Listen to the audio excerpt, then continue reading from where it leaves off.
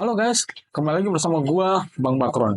Di video kali ini kita akan membahas sejarah dari sebuah daerah yang penuh warna, kaya budaya, dan punya peran penting dalam sejarah Indonesia, yaitu Tangerang.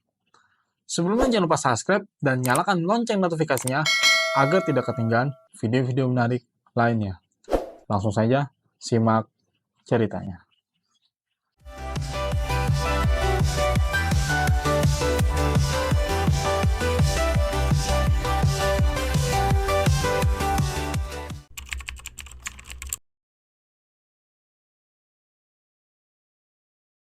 Menurut cerita legenda setempat yang telah menjadi pengetahuan masyarakat Tangerang, nama daerah Tangerang berasal dari dua kosakata bahasa Sunda Tengger dan perang.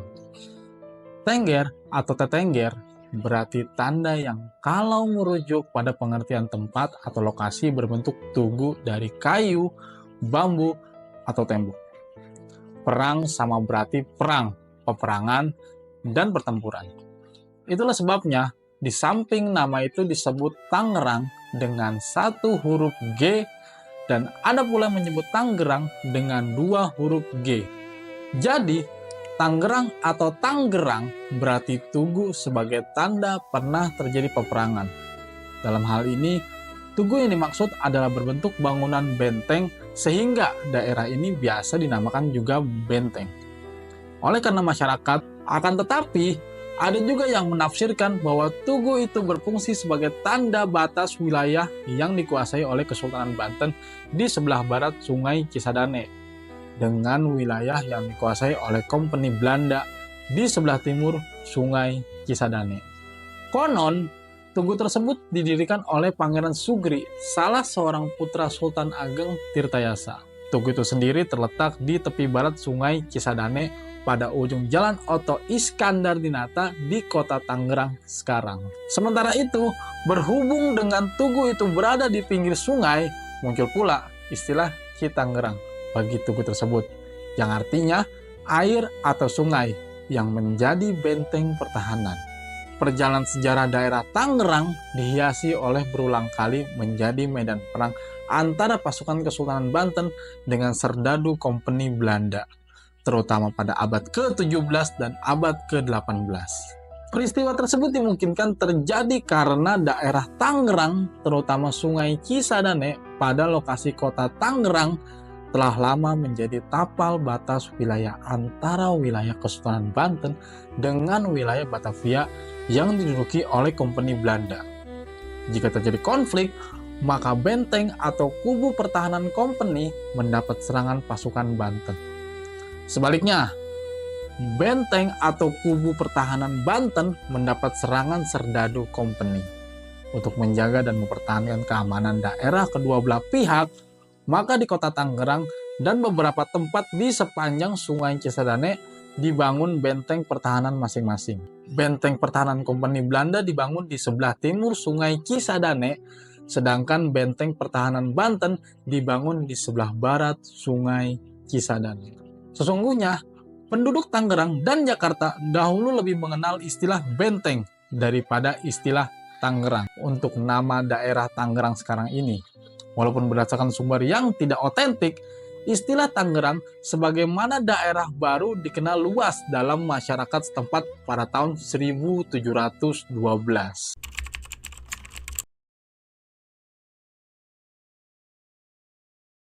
Dalam riwayat diceritakan, saat Kesultanan Banten terdesak oleh agresi militer Belanda, pada pertengahan abad ke-16, diutuslah 3 Maulana yang berpangkat tumenggung untuk membuat perkampungan pertahanan di wilayah yang berbatasan dengan Batavia. Ketiga tumenggung itu adalah Tumenggung Arya Yunanegara, Arya Wangsakara, dan Arya Jaya Santika.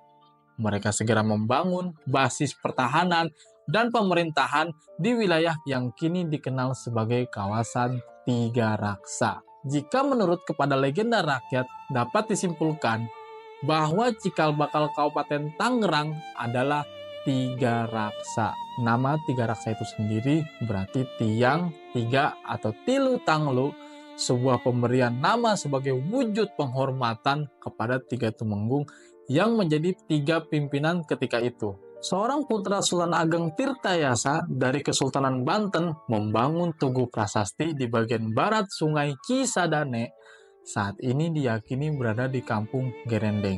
Waktu itu, tugu yang dibangun Pangeran Sugri dinamakan sebagai Tangerang, yang dalam bahasa Sunda berarti tanda. Prasasti yang tertera di tugu tersebut ditulis dalam huruf Arab gundul berbahasa Jawa kuno yang berbunyi, Bismillah, piget ingkang Gusti diningsun juput parana kala Sabtu ping gangsal sapar taun wau reng sena perang netek nangaran bungas wetan Ki Pamungkas kilen Cidurian sakabeh angraksa sitingsun parahyang, yang artinya dengan nama Allah yang Maha Kuasa, dari kami mengambil kesempatan pada hari Sabtu tanggal 5 Sapar tahun wau.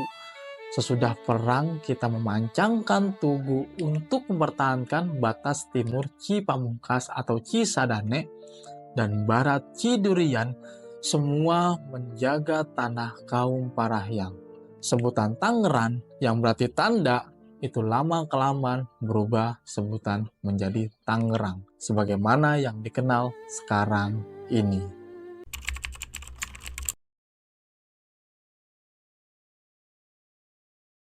Dikisahkan bahwa kemudian pemerintahan 3 Maulana 3 pimpinan atau Tilu Tanglu tersebut tumbang pada tahun 1684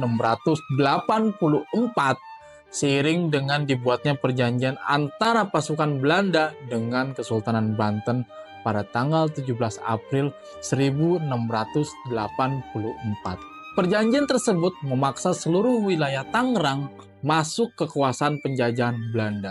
Kemudian Belanda membentuk pemerintahan kabupaten yang lepas dari Kesultanan Banten di bawah pimpinan seorang bupati.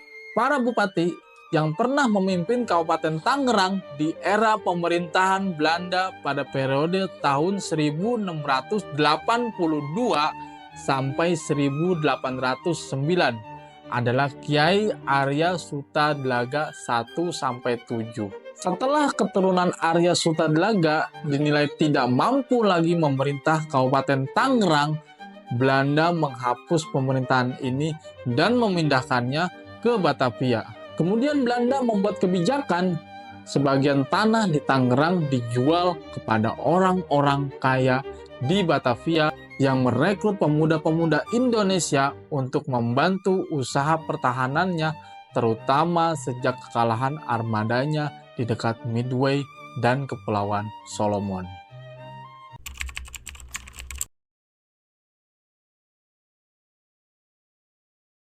Untuk mengungkapkan asal-usul Tangerang sebagai kota benteng, diperlukan catatan yang menyangkut perjuangan.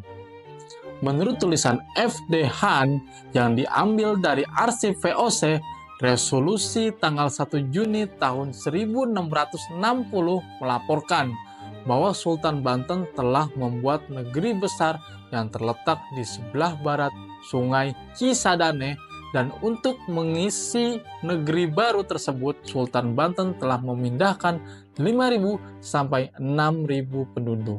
Dalam Dag Register tertanggal 20 Desember tahun 1668, diberitakan bahwa Sultan Banten telah mengangkat Raden Senapati dan Kiai Demang sebagai penguasa di daerah baru tersebut. Karena dicurigai akan merebut kerajaan, Raden Senapati dan Kiai Demang dipecat oleh Sultan Banten. Sebagai gantinya, diangkat pangeran Dipati lainnya. Atas pemecatan tersebut, Ki Demang sakit hati. Kemudian tindakan selanjutnya, ia mengadu domba antara Banten dan VOC. Tetapi ia terbunuh di Kademangan.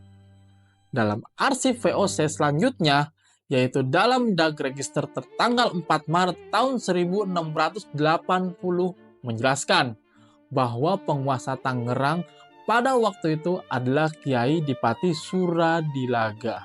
Kiai Suradilaga dan putranya Subraja minta perlindungan VOC dengan diikuti 143 pengawal dan tentaranya. Ia dan pengawalnya ketika itu diberi tempat di sebelah timur sungai berbatasan dengan pagar VOC. Ketika bertempur dengan Banten, Kiai Suradilaga beserta ahli perangnya berhasil memukul mundur pasukan Banten. Atas jasa keunggulan itu, kemudian ia diberi gelar penghormatan Raden Arya Surya Manggala, sedangkan Pangeran Subraja diberi gelar Kiai Dipati Sutadilaga. Selanjutnya, Raden Arya Sutadilaga diangkat menjadi Bupati Tangerang I dengan wilayah meliputi antara Sungai Angke dan Sungai Cisadane. Gelar yang digunakannya adalah Arya Sutadilaga I. Kemudian dengan perjanjian yang ditandatangani pada tanggal 17 April tahun 1684, Tangerang menjadi daerah kekuasaan VOC. Banten tidak mempunyai hak untuk ikut campur tangan dalam mengatur tata pemerintahan di Tangerang. Salah satu pasal dari perjanjian tersebut berbunyi, dan harus diketahui dengan pasti sejauh mana batas-batas daerah kekuasaan yang sejak masa lalu telah dimaklumi, maka akan tetap ditentukan, yaitu daerah yang dibatasi oleh Tangerang dari pantai Laut Jawa hingga pegunungan-pegunungan sampai Laut Selatan.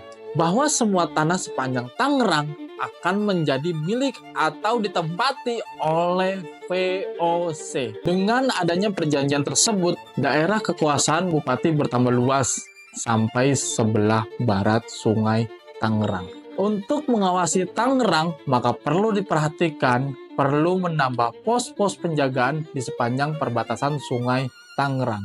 Karena orang-orang Banten selalu melakukan penyerangan secara tiba-tiba.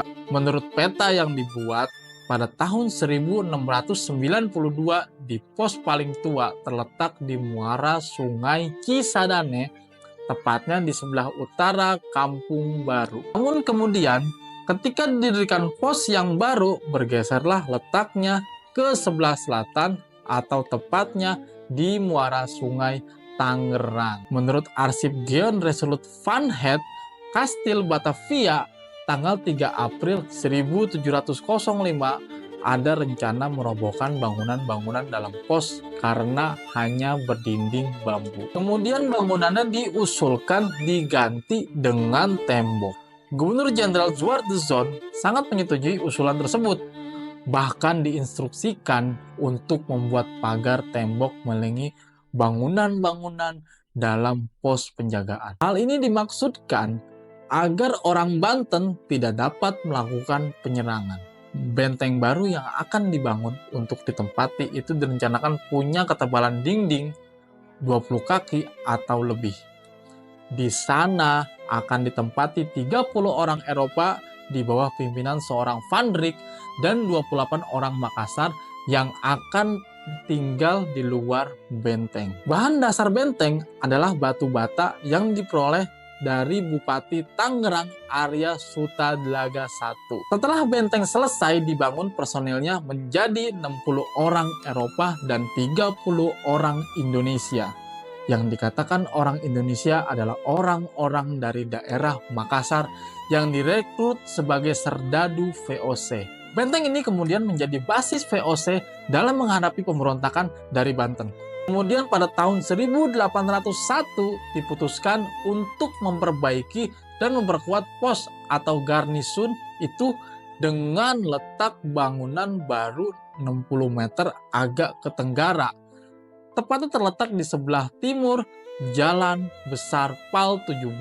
Orang-orang pribumi pada waktu itu lebih mengenal bangunan ini dengan sebutan benteng. Sejak saat itu, Tangerang terkenal dengan sebutan benteng.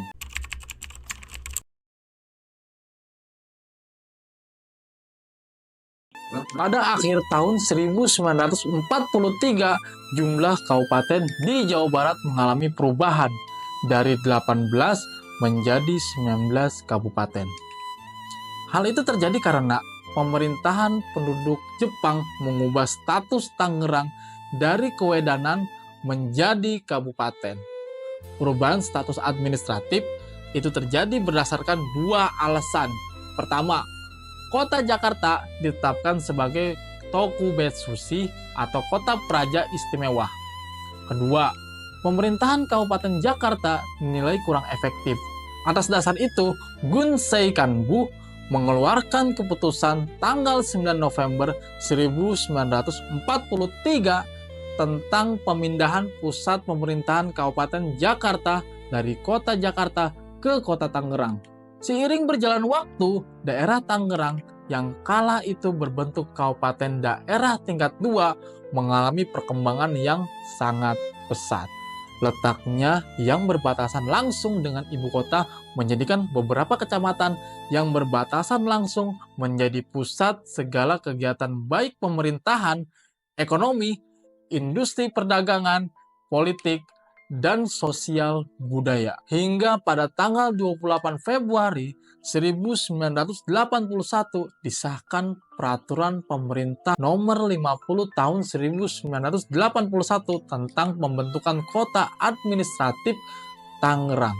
Kemudian, Tangerang berkembang menjadi Kota Tangerang dan Kabupaten Tangerang serta pemekaran wilayah menghasilkan Kota Tangerang Selatan.